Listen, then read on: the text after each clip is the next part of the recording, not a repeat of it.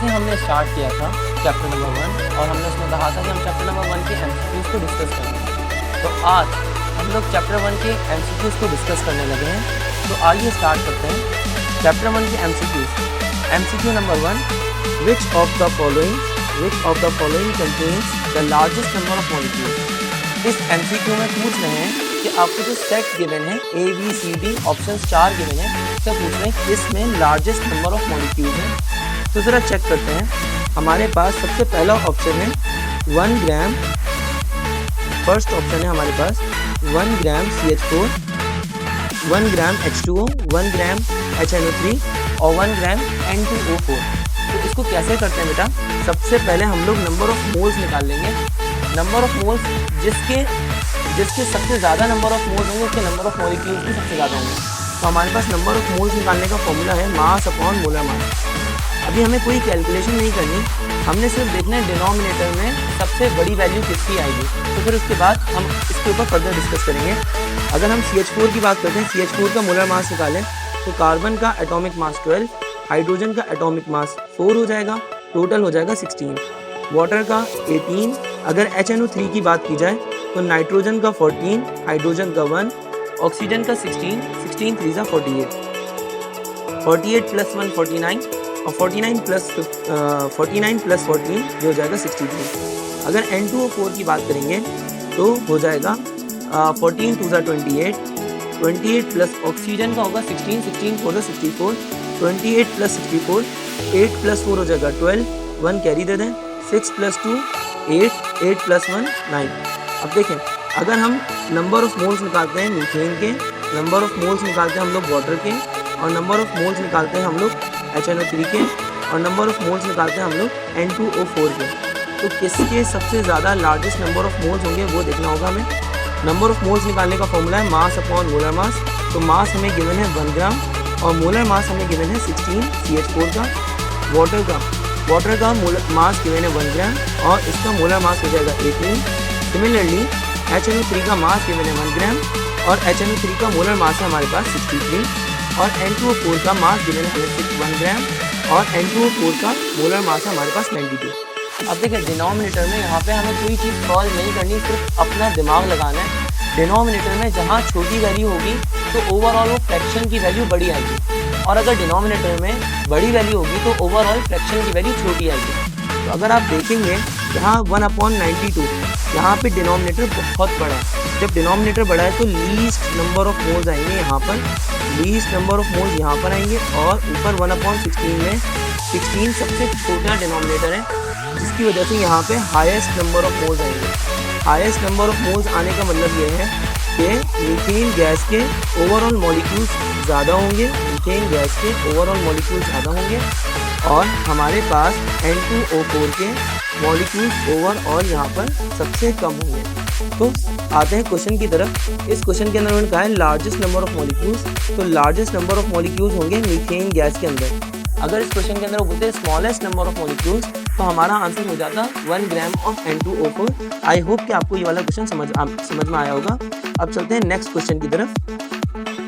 Next question के अंदर हमसे कहा जा रहा है which describes a physical change. इनमें कौन सा रिएक्शन ऐसा है जो फिजिकल चेंज को रिप्रेजेंट करता है। हमारे पास ऑप्शंस हैं ऑक्सीडेशन, रस्टिंग, सब्लिमेशन और कंबशन। इसमें कौन सा है जो फिजिकल चेंज को रिप्रेजेंट करता है, तो आइए जरा इसको डिस्कस करते हैं। ऑक्सीडेशन एक केमिकल चेंज है। जैसे कि अगर आपने आयरन को ऑक्सीडाइज किया तो आयरन ऑक्सीडाइज होके, यानी आयरन को जब जंग लगता है, जब लोहे को जंग लगता है तो वो कन्वर्ट हो जाता है Fe2O3 के अंदर, फेरिक ऑक्साइड में वो कन्वर्ट हो जाता है। तो ऑक्सीडेशन एक केमिकल चेंज है, इसके अंदर फॉर्मूला या कॉम्पोजिशन चेंज हो जाती है। रस्टिंग, ये भी जंग लगना, ये भी केमिकल चेंज है, जिसकी एग्जांपल आप ऑक्सीडेशन से ले सकते हैं। और कंबशन मतलब किसी चीज़ को कंबस्ट कर देना, जला देना in the presence of oxygen. जैसे कि मीथेन गैस को अगर आप in the presence of oxygen burn करेंगे तो वो कन्वर्ट हो जाएगी कार्बन डाइऑक्साइड में और वाटर वेपर्स में। तो कंबशन भी केमिकल चेंज है, ये भी हमारा सही ऑप्शन नहीं होगा। रस्टिंग भी केमिकल चेंज है, वो भी हमारा सही ऑप्शन नहीं होगा। और ऑक्सीडेशन भी केमिकल चेंज है, तो वो भी हमारा सही ऑप्शन नहीं है। अगर बात करते हैं सब्लिमेशन की, तो सब्लिमेशन एक फिजिकल चेंज है। सब्लिमेशन स्टेट के चेंज को रिप्रेजेंट करता है, ये एक स्टेट के चेंज को रिप्रेजेंट करता है।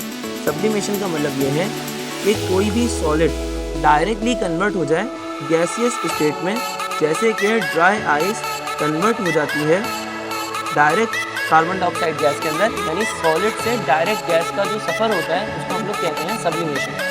सिमिलरली अगर हम नैफ्थलीन की बात करते हैं तो नैफ्थलीन भी डायरेक्ट कन्वर्ट हो जाता है एक सॉलिड स्टेट से गैस के अंदर, और आयोडीन भी सॉलिड होता है लेकिन डायरेक्टली गैस में कन्वर्ट हो जाता है अपॉन हीटिंग। तो आयोडीन I2 कन्वर्ट हो जाता है डायरेक्ट आयोडीन गैस के अंदर। ये सब्लिमेशन स्टेट चेंज को रिप्रेजेंट करती है, इसलिए हमारा सही ऑप्शन हो जाएगा सब्लिमेशन। नीचे चलते हैं, यहाँ पे पूछ रहे हैं which of the following set contains only compound, इनमें कौन सा सेट ऐसा है जिसमें सिर्फ कंपाउंड मौजूद है।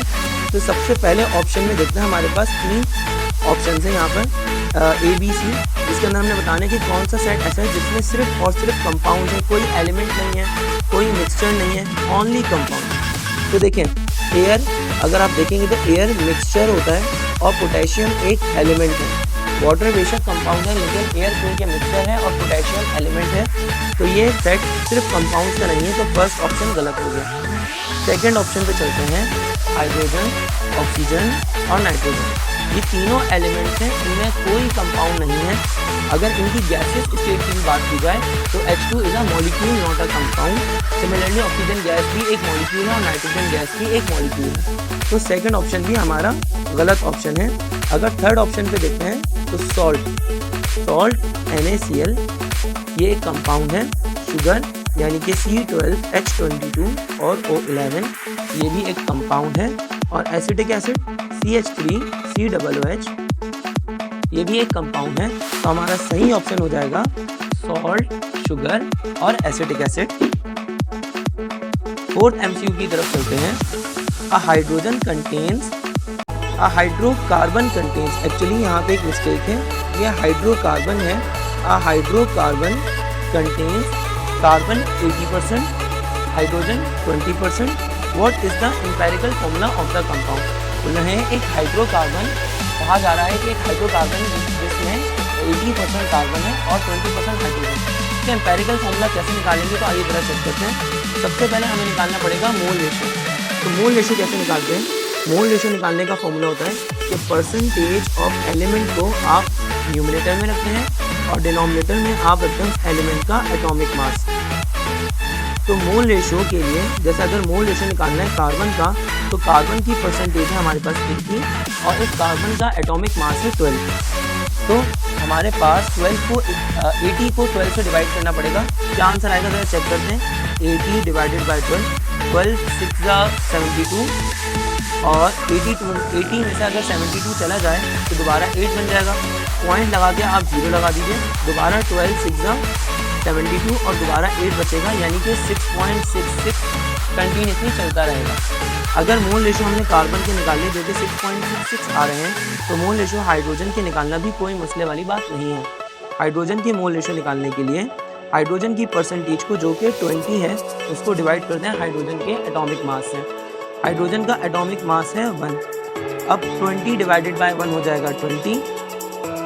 एक सेकेंड, यहाँ पर मुझसे मिस्टेक हो गई। 20 डिवाइड बाई 1 हो गया 20। और अगर हमें मोल रेशो पता लग गए हैं तो हम सिंपलेस्ट मोल रेशो भी इजीली निकाल सकते हैं। सिंपलेस्ट मोल रेशो कार्बन के निकालने के लिए कार्बन के मोल रेशो को डिवाइड करते हैं लीस्ट मोल रेशो से। हमारे पास कार्बन के मोल रेशो है 6.66 और लीस्ट मोल रेशो भी यहाँ पर 6.66 ही है। तो हमने क्या करना है, 6.66 को डिवाइड कर देना है 6.66 से, तो हमारा आंसर आ जाएगा 1। अगर सिंपलेस्ट मोल रेशो हमें हाइड्रोजन के निकालने हैं तो हम क्या करेंगे, सिंपलेस्ट मोल रेशो हाइड्रोजन के निकालने के लिए 20 को डिवाइड कर देंगे 6.66 से। अगर आप 20 को 6 से डिवाइड करते हैं तो 6 3 18 हो जाएगा और 2 नीचे चला जाएगा। फिर पॉइंट लगा के आपको दोबारा 0 ऐड करना पड़ेगा, लेकिन यहाँ पर तो 20 है, 20 को 6.66 से डिवाइड करना पड़ेगा। ये थोड़ा मुश्किल तरीका है, तो आप इसके लिए एक काम कर सकते हैं। वो काम ये है कि 20 को 6 से डिवाइड करने के लिए आप 6.66 को राउंड ऑफ कर लीजिए। जैसे 6.66 को राउंड ऑफ करने का तरीका ये कि आप यहाँ पे 6.5 कर लीजिए। अगर आपने 6.5 किया तो 6.5 को 3 से मल्टीप्लाई करने पे 19.5 बनता है। दैट मीन्स कि अगर आप 6.66 को 3 से मल्टीप्लाई कर लेंगे तो वो तकरीबन 20 बनेगा। तो हम यहाँ पे simplest mole ratio of hydrogen की जगह पर 3 लिख लेते हैं। तो हमारे पास एम्पेरिकल फॉर्मूला आ जाएगा कार्बन 8 और हाइड्रोजन 3। तो हमारा आंसर हो जाएगा CH3, ये हमारा राइट आंसर होगा। अब चलते हैं नेक्स्ट MCQ की तरफ। नेक्स्ट MCQ के अंदर कहा जा रहा है एक ऑर्गेनिक कंपाउंड जिसका मॉलिक्यूलर वेट है 180 और इसका एम्पेरिकल फॉर्मूला है CH2O। तो हम इसका मॉलिक्यूलर फॉर्मूला कैसे निकालेंगे? हमसे बेसिकली ऑप्शंस में 4 ऑप्शंस हमें गिवन है A B C D। हमें उन 4 ऑप्शंस में मॉलिक्यूलर फॉर्मूला गिवन है, हमें चेक करना है कि कौन सा मॉलिक्यूलर फॉर्मूला बिल्कुल सही है। तो आइए ज़रा चेक करते हैं। हमारे पास यहाँ पर मॉलिक्यूलर वेट गिवन है 180 और एम्पेरिकल फॉर्मूला गिवन है CH2O। तो कार्बन का एटॉमिक मास हो गया 12, हाइड्रोजन का 2, ऑक्सीजन का 16। अब टोटल कर लेंगे तो ये हो जाएगा 30। 180 को देखिए मॉलिक्यूलर वेट है हमारे पास n निकाल लेंगे। आप पहले मॉलिक्यूलर वेट है हमारे पास 180 और एम्पेरिकल फॉर्मूला मास है हमारे पास 30। n की वैल्यू हो गई 6। 180 को डिवाइड कर देंगे जब 30 से, तो हमारे पास आंसर आ जाएगा 6।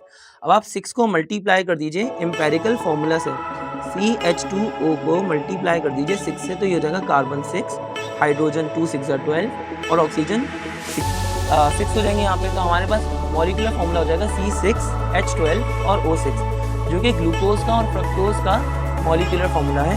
तो हमारा सही आंसर हो जाएगा C6H12 और O6। अब चलते हैं नेक्स्ट MCQ की तरफ।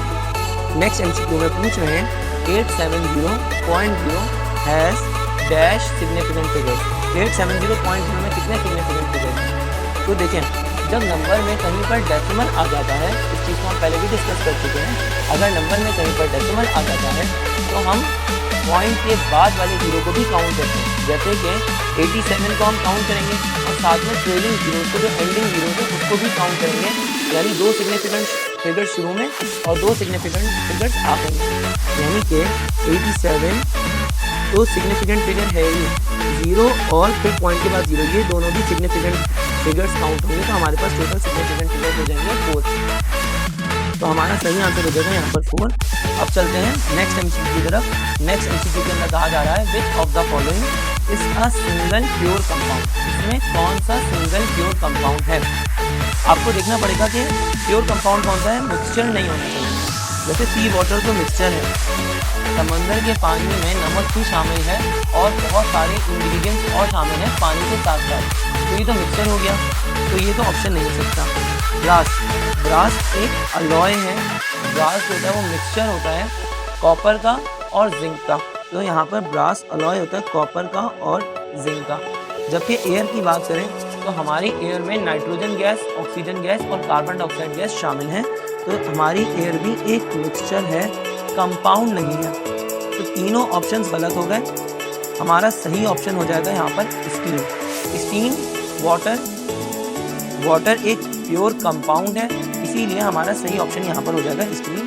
अब चलते हैं नेक्स्ट MCQ पे। नेक्स्ट MCQ में कहा जा रहा है which of the following is not a compound. इनमें कौन सा कंपाउंड नहीं है? तो लाइम यानी कि कैल्शियम कार्बोनेट, चूना, जो कि लगाने के काम भी आता है और खाने के काम भी। तो चूना, लाइम, हमारे पास फॉर्मूला हो जाएगा CaCO3 और सोडियम कार्बोनेट भी एक कंपाउंड है। यहाँ पर इसका फॉर्मूला हो जाएगा Na2CO3। अगर बात करें वाटर की तो वाटर भी एक कंपाउंड है, H2O। तो ये तीनों कंपाउंड हैं। एयर एक मिक्सचर है, एयर कंपाउंड नहीं है। चलते हैं नेक्स्ट MCQ पे। नेक्स्ट MCQ है number of moles present in 6 gram of carbon. कितने मोल्स प्रेजेंट हैं 6 ग्राम ऑफ कार्बन में? तो आइए जरा चेक करते हैं। 6 gram of carbon, number of moles निकालने का फॉर्मूला है मास अपॉन मोलर मास। तो number of moles equals to mass की जगह पर आ जाएगा 6 और कार्बन का एटॉमिक मास हो जाएगा 12। 6 डिवाइडेड बाई 12 कितना हो जाएगा 1/2। और 1/2 बराबर होता है 0.5 के। तो हमारा सही ऑप्शन हो जाएगा 0.5। Next MCQ, 1 centimetre cube is equal to dash metre cube. 1 centimetre cube कितने मीटर क्यूब के बराबर होता है? आइए थोड़ा चेक करते हैं। 1 मीटर, हमारे पास 1 मीटर किस चीज़ के बराबर होता है? सबसे पहले ये आपको बताना चाहिए। 1 मीटर बराबर होता है 100 सेंटीमीटर के। 1 मीटर 100 सेंटीमीटर के बराबर है, जिसको मैं ऐसे लिख सकता हूँ 1 मीटर बराबर है 100 की जगह पे आप 10 का स्क्वायर लिख लें, 10 का स्क्वायर और साथ में सेंटीमीटर। अगर दोनों साइड पर क्यूबिंग कर दी जाए तो क्या हो जाएगा? 1 मीटर का होल क्यूब बराबर हो जाएगा 10 का स्क्वायर साथ में सेंटीमीटर का होल क्यूब। तो क्या हो जाएगा? 1 मीटर क्यूब बराबर हो जाएगा 10 की पावर 2 3 6 और साथ में सेंटीमीटर क्यूब। तो 1 मीटर क्यूब बराबर हो जाएगा 10 की पावर 6 सेंटीमीटर क्यूब के। लेकिन उन्होंने तो ऑप्शन में ऐसा कुछ दिया ही नहीं, उन्होंने सवाल में पूछा 1 सेंटीमीटर क्यूब के बारे में। तो 1 सेंटीमीटर क्यूब का निकालने का तरीका ये हुआ कि आप 1 को डिवाइड कर दीजिए 10 की पावर 6 से, यहाँ पर रह जाएगा सिर्फ सेंटीमीटर क्यूब या 1 सेंटीमीटर क्यूब। तो 1 डिवाइडेड बाय 10 की पावर 6 का मतलब हो जाएगा 10 की पावर -6 7 मीटर क्यूब, और ये बराबर हो जाएगा 1 सेंटीमीटर क्यूब के। तो 1 सेंटीमीटर क्यूब बराबर हो जाएगा 10 की पावर -6 मीटर क्यूब के। तो इस तरह से आप अपना सही ऑप्शन देख सकते हैं। अब चलते हैं नेक्स्ट MCQ पे। नेक्स्ट MCQ पे कहा जा रहा है freezing point of water. Water का फ्रीजिंग पॉइंट क्या होता है? तो वाटर का फ्रीजिंग पॉइंट हमें पता होना चाहिए। वाटर का फ्रीजिंग पॉइंट होता है 0 डिग्री सेंटीग्रेड। लेकिन यहाँ तो 3 ऑप्शन के हैं, 32 degree Fahrenheit, 273 kelvin, 0 degree centigrade और फोर्थ ऑप्शन है ऑल ऑफ दीज। क्या ये तीनों भी सही हो सकते हैं? तो ज़रा चेक करते हैं। हमारे पास 0 डिग्री सेंटीग्रेड बराबर हो जाएगा 273 केल्विन के। तो 0 + 273 कर लेंगे तो ये हो जाएगा 273 केल्विन। तो 0 डिग्री सेंटीग्रेड बराबर हो गया 273 केल्विन के। अगर दो ऑप्शन ठीक हैं तो तीसरा ऑप्शन 100% ठीक होगा। वैसे भी 0 डिग्री सेंटीग्रेड बराबर होता है 32 डिग्री फ़ारेनहाइट के, क्योंकि आप स्केल को ऐसे याद कर सकते हैं कि सेंटीग्रेड का स्केल 0 डिग्री से स्टार्ट होता है और 100 डिग्री तक लेकर 100 डिग्री सेंटीग्रेड तक हम इसको लेकर चलते हैं as a scale, as a standard scale. जबकि फ़ारेनहाइट के स्केल 32 डिग्री फ़ारेनहाइट से स्टार्ट होता है और केल्विन में ये स्केल 0 केल्विन से स्टार्ट होता है। हमारा यहाँ पर सही ऑप्शन हो जाएगा 32 degree Fahrenheit, 273 kelvin, 0 degree centigrade. तीनों ऑप्शंस ठीक हैं, यानी कि सही ऑप्शन हो जाएगा all of these. Next MCQ पे पूछ रहे हैं 16 gram of O2 contains. 16 gram oxygen gas में कितने मॉलिक्यूल्स होंगे या कितने एटम्स होंगे, ये हमें सही बताना है। एक MCQ में 2 ऑप्शन भी यहाँ पर सही दिए हो सकते हैं। तो यहाँ पर ज़रा देखते हैं। हमारे पास मास गिवन है 16 ग्राम, मॉलिक्यूलर मास ऑक्सीजन गैस का हो जाएगा 32, मास 16 ग्राम और मॉलिक्यूलर मास 32। अगर मास गिवन है तो आप फ़ौरन से मॉलिक्यूल्स निकाल सकते हैं, क्योंकि फॉर्मूला क्या होता है? मास अपॉन मोलर मास बराबर होता है number of molecules divided by Avogadro's number के। मास गिवन है 16 ग्राम, मोलर मास हो गया 32, एवोगाड्रोस नंबर डिवाइड में था, डिनोमिनेटर में था, यहाँ आकर हो जाएगा मल्टीप्लाई।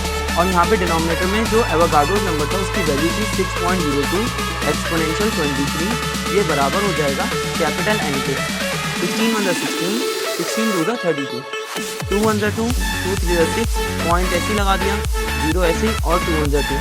तो नंबर ऑफ मॉलिक्यूल्स हो जाएंगे 3.01 एक्सपोनेंशियल 23 मॉलिक्यूल्स। ठीक है, तो हमारा सही ऑप्शन यहाँ पर हो जाएगा 3.01 एक्सपोनेंशियल 23 मॉलिक्यूल्स। लेकिन जैसे कि मैंने आपको बताया कि इस MCQ में 2 ऑप्शंस ठीक हैं। जैसे कि यहाँ पर हमें अगर नंबर ऑफ एटम्स चेक करने होंगे तो नंबर ऑफ एटम्स देखने के लिए हम क्या करेंगे?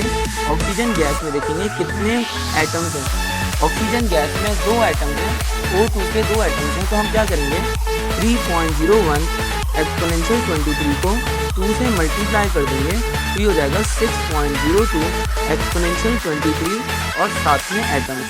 तो देखें दूसरा ऑप्शन जो ठीक है, दूसरा ऑप्शन जो यहाँ पे करेक्ट है वो है 6.02 एक्सपोनेंशियल 23। तो हमारा एक सही ऑप्शन होना चाहिए था बोथ ए एंड बी, और ऐसी मिस्टेक्स पीएमसी के या एमडी कैट के पेपर्स के अंदर भी आ सकती हैं। तो इसमें परेशान होने वाली कोई बात नहीं है। अगर ऐसे कोई मिस्टेक होगी तो उसके बदले में आपको +1 मार्क्स दिए जाएंगे। एम्पेरिकल फॉर्मूला ग्लूकोज का पूछ रहे हैं। ग्लूकोज का एम्पेरिकल फॉर्मूला क्या होता है? तो ग्लूकोज का एम्पेरिकल फॉर्मूला होता है CH2O। हमने कैसे निकाला कि ग्लूकोज का फॉर्मूला होता है हमारे पास E6H12 और O6। कार्बन यहाँ पर 6 हो गए, हाइड्रोजन का मतलब लीस्ट नंबर जो हो गए यहाँ पे, लीस्ट नंबर यहाँ पर हो जाएगा 6। कार्बन के 6 को हम 6 से डिवाइड कर देंगे और हाइड्रोजन के 12 को भी हम 6 से डिवाइड कर देंगे। ऑक्सीजन के 6 को भी हम 6 से डिवाइड कर देंगे। तो हमारे पास कार्बन के 1, हाइड्रोजन के 2 और ऑक्सीजन के 1। Option B negative charge particles को क्या कहा जाता है? नेगेटिव चार्ज पार्टिकल्स को क्या कहा जाता है? नेगेटिव चार्ज पार्टिकल्स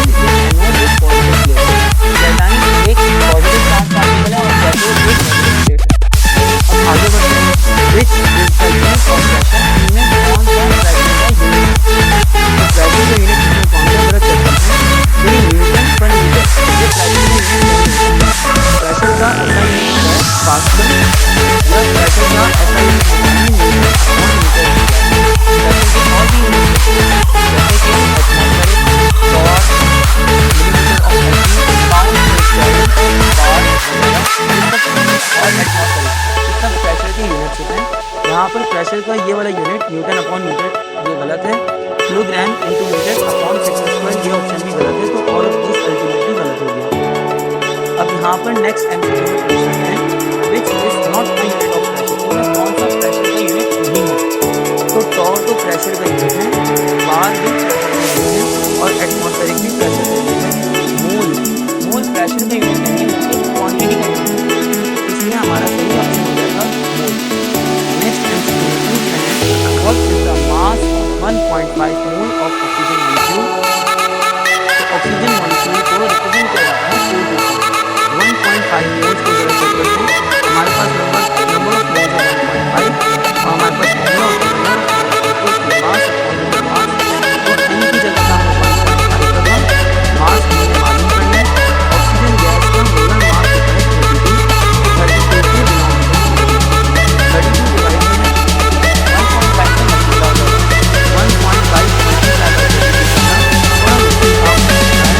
आप देख सकते हैं 32 का हाफ 32 का हाफ 1.5 या 32 और 32 प्लस 16 हो जाएगा 48। हमारे पास सही ऑप्शन हो जाएगा 46।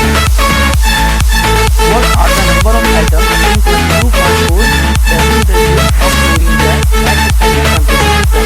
यहाँ पर हम लिखते हैं 22.4 decimeter cube chlorine gas में कितने एटम्स प्रेजेंट हैं। आगे बढ़ के चलते हैं। सबसे पहले हमें ये चेक करना पड़ेगा कि क्लोरीन गैस का नंबर ऑफ मोल्स कितने हैं। क्लोरीन गैस के नंबर ऑफ मोल्स निकालने के लिए क्या करेंगे? नंबर ऑफ एटम्स जो हमें वॉल्यूम गिवन है वो भी 22.4 गिवन है। अगर कोई और वॉल्यूम होता जैसे कि 44.8 या कोई और वॉल्यूम होता तो हम उस वॉल्यूम को भी 22.4 से डिवाइड कर दें तो हमारे पास मोल्स आ जाते। फिलहाल हमारे पास मोल्स आ गए हैं। अगर हमें नंबर ऑफ एटम्स निकालने से पहले मॉलिक्यूल्स निकालने पड़ेंगे।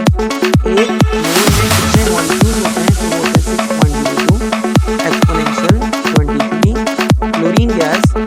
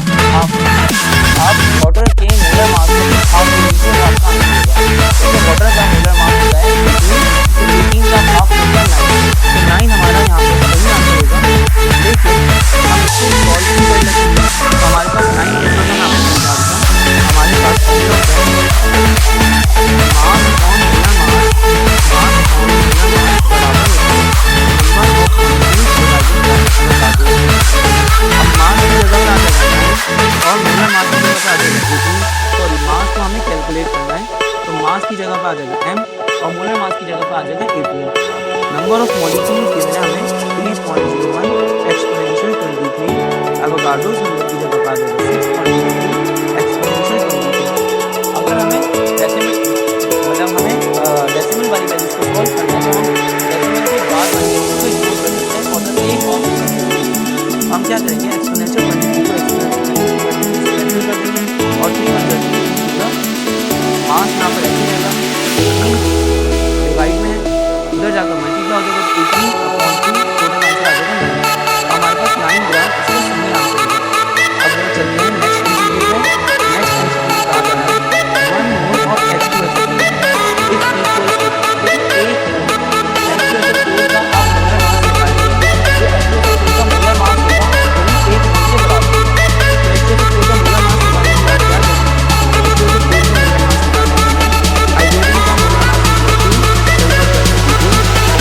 H2SO4 का आप मोलर मास निकालिए, जो H2SO4 का मोलर मास होगा वही 1 मोल के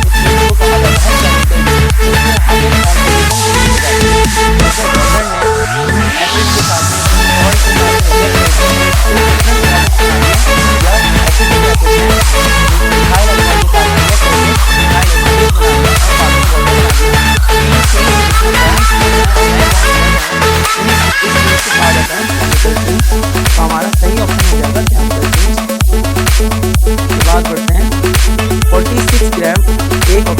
H2SO4 का मोलर मास निकालने हाइड्रोजन का मोलर मास हमारे पास एमसीक्यू के 1.0046 में कितने सिग्निफिकेंट फिगर्स शामिल हैं। यहाँ पर टोटल 5 सिग्निफिकेंट फिगर्स शामिल हैं। 5 सिग्निफिकेंट फिगर्स क्योंकि हमने ये पढ़ा था कि 0 अगर जीरोस आ रहे हैं नॉन जीरो के दरमियान में तो इसको सिग्निफिकेंट माना जाता है। जैसे कि यहाँ पर 2 जीरोस हैं, इन 2 जीरोस को देखा जाए तो ये 2 नॉन जीरोस के दरमियान में उनको भी काउंट किया जाएगा और नंबर में डेसिमल की प्लेस है। तो यहाँ पर हमारे पास टोटल सिग्निफिकेंट फिगर्स कितने हो जाएंगे, तो टोटल सिग्निफिकेंट फिगर्स हो जाएंगे 1.0046 में 5। तो हमारा सही ऑप्शन हो गया यहाँ पर 5। 46 gram of sodium metal contains, sodium metal के अंदर 46 सोडियम मेटल के 46 ग्राम में कितने एटम्स होंगे, तो हमें ये बताना है।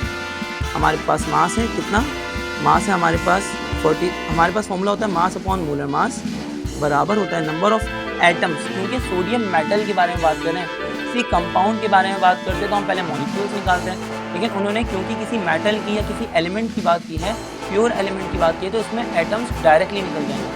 तो हम क्या करेंगे, फॉर्मूला यूज़ करेंगे मास अपॉन मोलर मास बराबर हो जाएगा number of atoms divided by Avogadro's number.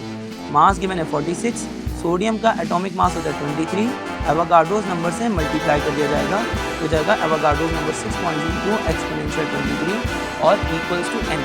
यहाँ पर 23 1 से 23 को 2 से मल्टीप्लाई किया तो 46, 2 को 6 से मल्टीप्लाई करेंगे तो 12 एक्सपोनेंशियल 23 और फिर डेसिमल को एक डिजिट पीछे शिफ्ट कर दीजिए तो ये हो जाएगा 1.2 एक्सपोनेंशियल 24 एटम्स।